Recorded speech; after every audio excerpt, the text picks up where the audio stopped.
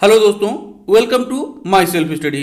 दोस्तों, वर्ष 2022 current affairs question के सीरीज में एक बार फिर आपका बहुत बहुत स्वागत है। दोस्तों, आज की वीडियो में हम डिस्कस करेंगे फरवरी माह के अभी तक के प्रमुख करंट अफेयर्स क्वेश्चन। हमेशा की तरह दोस्तों, मैं यहाँ पे आपको प्रश्नों का उत्तर तो बताऊंगा ही, साथ ही टॉपिक से रिलेटेड इंपॉर्टेंट फैक्ट्स बताऊंगा और उन्हीं फैक्ट्स रिलेटेड वीडियो को मैं आपसे प्रश्न पूछूंगा जिसका उत्तर आपको देना होता है। क्वेश्चंस को डिस्कस करने से पहले दोस्तों थोड़ा पीछे का एक क्विक रिवीजन कर लेते हैं।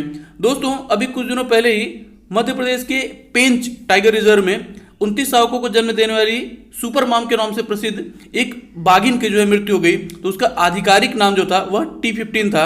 वहीं दोस्तों, इंडोनेशिया ने अपनी नई राजधानी नुसांत को बनाने की घोषणा की है।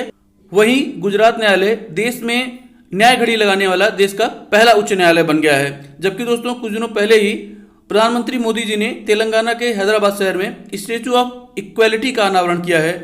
वहीं न्यायमूर्ति आयशा मलिक पाकिस्तानी सर्वोच्च न्यायालय की पहली महिला मुख्य न्यायाधीश बनी हैं। दोस्तों, अब डिस्कस करते हैं अपने पहले प्रश्न को, और प्रश्न है 21 फरवरी 2022 की रात को रूस ने यूक्रेन से अलग करते हुए निम्नलिखित में से किस क्षेत्र को एक नए देश के रूप में मान्यता प्रदान की। और आपके ऑप्शंस हैं क्रीमिया, लुहांस्क, दोनेत्स्क या फिर उपरोक्त 2 व 3 दोनों। तो दोस्तों, इसका सही आंसर हो जाएगा ऑप्शन 4, उपरोक्त 2 व 3 दोनों, यानी कि लुहांस्क और दोनेत्स्क यह दोनों ही जो क्षेत्र थे यूक्रेन के, उनको अब रूस ने दुनिया के नए 2 देशों के रूप में अपनी मान्यता प्रदान कर दी है। यहीं पर दोस्तों आपको बता दूं कि जैसा कि आप जानते हैं कि रूस और यूक्रेन में कब युद्ध शुरू हो गया है, और इसी को ध्यान में रखते हुए सबसे पहला स्टेप राष्ट्रपति पुतिन ने यही किया है कि लुहांस्क और दोनेत्स्क को एक नए देश के रूप में अपनी मान्यता प्रदान कर दी है। यहीं पर दोस्तों बात यूक्रेन की हो रही है, तो आपको बता चलूं कि यूक्रेन वर्ष 1991 में सोवियत संघ से अलग होकर स्वतंत्र राष्ट्र के रूप में अस्तित्व में आया था। यूक्रेन की राजधानी कीव है और यहाँ की मुद्रा यूक्रेनियन रिवनिया कहलाती है। वहीं यूक्रेन रूस के अतिरिक्त Belarus, Moldova, Poland, Hungary, Slovakia और रोमानिया से अपनी स्थल सीमा को साझा करता है, जबकि दक्षिण में ओजोव सागर तथा काला सागर है। यूक्रेन का संसद वर्खोनोवा राडा कहलाता है, जबकि वर्तमान समय में यूक्रेन के राष्ट्रपति हैं वोलोडिमीर जेलेंस्की। अगला प्रश्न है फरवरी 2022 में निम्नलिखित में से कौन सा देश भारत का यूपीआई सिस्टम को प्रयोग करने वाला दुनिया का पहला देश बन गया। और आपके ऑप्शंस हैं बांग्लादेश, भूटान, नेपाल या फिर श्रीलंका। तो दोस्तों, इसका सही आंसर हो जाएगा ऑप्शन 3, नेपाल। इस संदर्भ में दोस्तों आपको बता चलूं, ये जो यूपीआई सिस्टम है वह भारत के द्वारा अभी तक कि यूज किया जाता था और डेवलप भी भारत के द्वारा किया गया है। अब इसको कि पहली बार अगर देश के बाहर कहीं यूज किया जा रहा है तो वह नेपाल की सरकार द्वारा किया जा रहा है। यहीं पर दोस्तों नेपाल के बारे में आपको बता चलूं कि नेपाल की राजधानी है काठमांडू। वहीं नेपाल की मुद्रा नेपाली रुपया कहलाती है, जबकि संसद जातीय संसद। वर्तमान समय में श्रीमती विद्या देवी भंडारी नेपाल की राष्ट्रपति हैं, जबकि शेर बहादुर देउबा वहां के प्रधानमंत्री हैं। वहीं दोस्तों, भारतीय सेना नेपाली सेना के साथ सूर्य किरण नामक वार्षिक युद्धाभ्यास करती है। अगर यहीं पर दोस्तों भारत और नेपाल के बीच सैन्य संबंधों की बात करें तो सैन्य संबंध इतने प्रगाढ़ है दोस्तों कि प्रत्येक वर्ष भारत तथा नेपाल एक दूसरे के सेना प्रमुखों को एक दूसरे के सेना प्रमुख की कि मानद उपाधि प्रदान करते हैं। यानी कि भारत के जो सेना प्रमुख हैं वह नेपाल के सेना प्रमुख कहलाएंगे और नेपाल के जो सेना प्रमुख है वह भारत के सेना प्रमुख कराएंगे। यहीं पर दोस्तों आपको बता चलूं कि नेपाल के 52 वर्षीय पर्वतारोही कामी रीता शेर्पा दुनिया की सबसे ऊंची पर्वत चोटी माउंट एवरेस्ट पर सर्वाधिक 25 बार चढ़ाई करने वाले दुनिया के पहले व्यक्ति बन गए हैं। वहीं दोस्तों, अभी कुछ दिनों पहले ही भारत और नेपाल के बीच बनाई गई जयनगर कुर्था रेल लिंक का संचालन नेपाली अधिकारियों को सौंप दिया गया। अगला प्रश्न है फरवरी 2022 में भारत सरकार ने निम्नलिखित में से किस देश में देश के बाहर पहली बार IIT यानी कि इंडियन इंस्टीट्यूट ऑफ टेक्नोलॉजी को स्थापित करने का समझौता किया। और आपके ऑप्शंस हैं मालदीव, UAE, ओमान या फिर जापान। तो दोस्तों, इसका सही आंसर हो जाएगा ऑप्शन 2, UAE यानी कि संयुक्त अरब अमीरात। इस संदर्भ में दोस्तों आपको बता चलूं कि यह पहला मौका है जब भारत IIT यानी कि इंडियन इंस्टीट्यूट ऑफ टेक्नोलॉजी को भारत के अलावा किसी अन्य देश में स्थापित करेगा। यहीं पर दोस्तों अगर हम संयुक्त अरब अमीरात की बात करें तो संयुक्त अरब अमीरात वर्ष 1971 तक यह क्षेत्र ब्रिटेन के अधिकार में था, और इसके बाद वर्ष 1971 में ब्रिटेन से आज़ादी के बाद कुल 7 अमीरातों के जो शेख थे उन्होंने मिलकर एक संयुक्त अरब अमीरात नामक देश बनाने की घोषणा की। और संयुक्त अरब अमीरात की राजधानी है आबू धाबी, जबकि मुद्रा दिरहम कहलाती है। वहीं दोस्तों वर्तमान समय में यूएई के राष्ट्रपति हैं खलीफा बिन जायद अल नहयान। वैसे तो दोस्तों यूएई की राजधानी आबू धाबी है, लेकिन यहाँ का सबसे बड़ा जो शहर है वह दुबई है और यह हमेशा चर्चे में रहता है। दुनिया की सबसे ऊंची इमारत बुर्ज खलीफा भी इसी दुबई में स्थित है। और दोस्तों अब इसी बुर्ज खलीफा के पास में ही दुनिया की सबसे खूबसूरत इमारत म्यूजियम ऑफ फ्यूचर को भी बना दिया गया है। साथ ही दोस्तों आपको बता दूं कि अभी कुछ दिनों पहले ही दुबई ने स्वयं को दुनिया का सबसे पहला कागज रहित सरकार होने की घोषणा की है और अभी कुछ दिनों पहले ही दुबई में ही इन्फिनिटी ब्रिज का भी उद्घाटन किया गया। अगला प्रश्न है, फरवरी 2022 में निम्नलिखित में से किस शहर में देश के पहले वाटर टैक्सी के सेवा का उद्घाटन किया गया? और आपके ऑप्शंस हैं कोलकाता, मुंबई, कोच्चि या फिर वाराणसी। तो दोस्तों इसका सही आंसर हो जाएगा ऑप्शन सेकंड, मुंबई।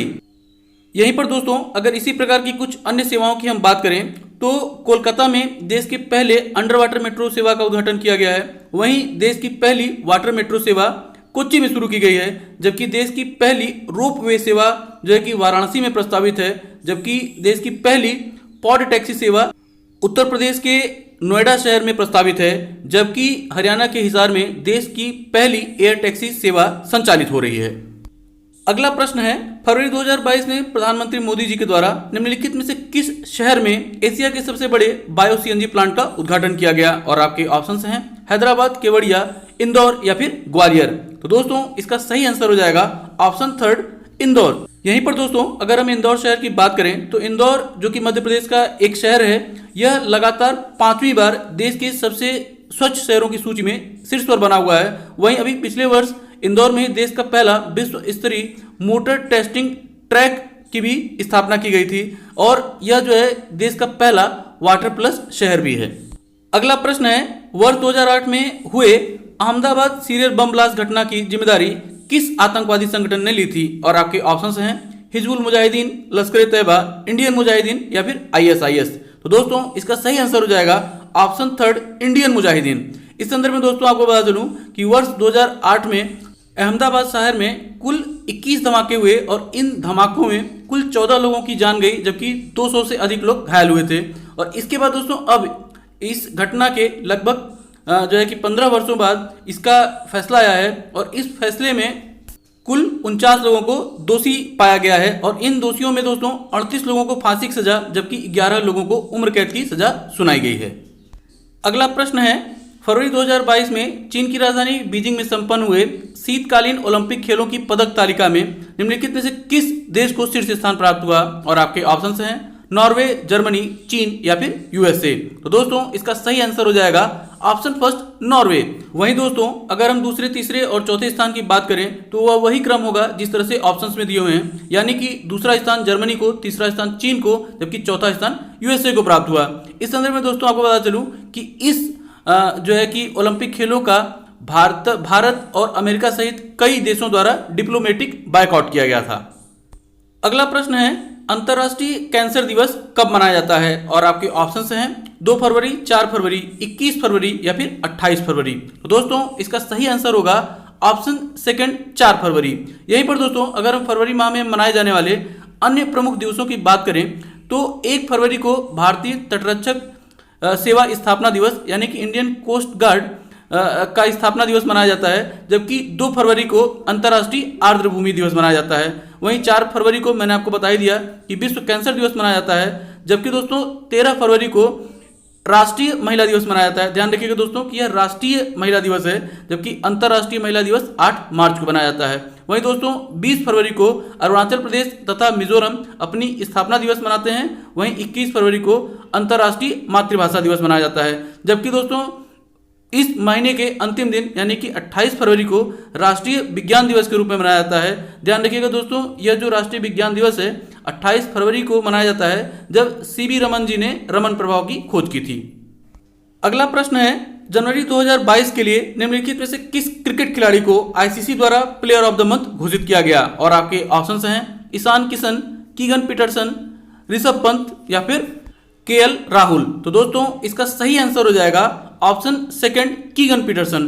इस संदर्भ में दोस्तों आपको बता दूं कि कीगन पीटरसन जो है वह दक्षिण अफ्रीका के खिलाड़ी हैं। वहीं दोस्तों अगर हम ऑप्शन फर्स्ट की बात करें ईशान किशन, तो इस वर्ष 2022 के यह सबसे महंगे IPL खिलाड़ी हुए हैं। अगला प्रश्न है, फरवरी 2022 में सुर्खियों में रही पुस्तक अ नेशन टू प्रोटेक्ट के लेखक कौन हैं? और आपके ऑप्शंस हैं डॉक्टर किरण बेदी, रघुराम राजन, प्रियम गांधी या फिर शशि थरूर। तो दोस्तों इसका सही आंसर होगा ऑप्शन थर्ड, प्रियम गांधी। इस संदर्भ में दोस्तों आपको बता दूं कि यह जो पुस्तक है वह कोरोना काल के दौरान प्रधानमंत्री मोदी जी के द्वारा लिए गए स्टेप्स के बारे में लिखा गया है। यहीं पर दोस्तों अगर हाल फिलहाल में कुछ प्रमुख पुस्तकों की हम बात करें तो डॉक्टर किरण बेदी जी के द्वारा लिखी गई पुस्तक है फियरलेस गवर्नेंस। वहीं देश के पूर्व RBI गवर्नर रघुराम राजन जी के द्वारा लिखी गई पुस्तक है द थर्ड पिलर। जबकि दोस्तों जयंत घोषाल जी ने ममता बियॉन्ड 2021 द्वारा नामक पुस्तक लिखी है। दोस्तों अब बारी है आज के प्रश्न की, और प्रश्न है, दुनिया की सबसे खूबसूरत इमारत म्यूजियम ऑफ फ्यूचर निम्नलिखित में से किस देश में बनाया जा रहा है? और आपके ऑप्शंस हैं चीन, अमेरिका, UAE या फिर भारत। तो दोस्तों हमेशा की तरह अगर आपने पूरी वीडियो को बहुत ध्यानपूर्वक देखा होगा तो इस प्रश्न का सही उत्तर आपको इसी वीडियो में अभी तक मिल गया होगा। प्रश्न का सही उत्तर नीचे आप कमेंट बॉक्स में कमेंट करके हमें बता सकते हैं। दोस्तों इसी तरह के इंटरेस्टिंग क्वेश्चन के लिए आप हमारा फेसबुक पेज माई सेल्फ स्टडी को भी ज्वाइन कर सकते हैं।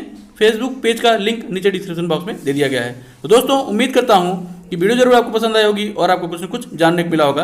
वीडियो अगर आपको पसंद आई हो और आपको कुछ न कुछ जानने को मिला हो तो वीडियो को लाइक और शेयर करना ना भूलिएगा, साथ ही चैनल को सब्सक्राइब भी। इसी नोट के साथ दोस्तों वीडियो को समाप्त करता हूं और मिलता हूं आपसे कल सुबह 6:30 बजे भारतीय मंदिरों से रिलेटेड एक नए वीडियो के साथ। तब तक के लिए जय हिंद।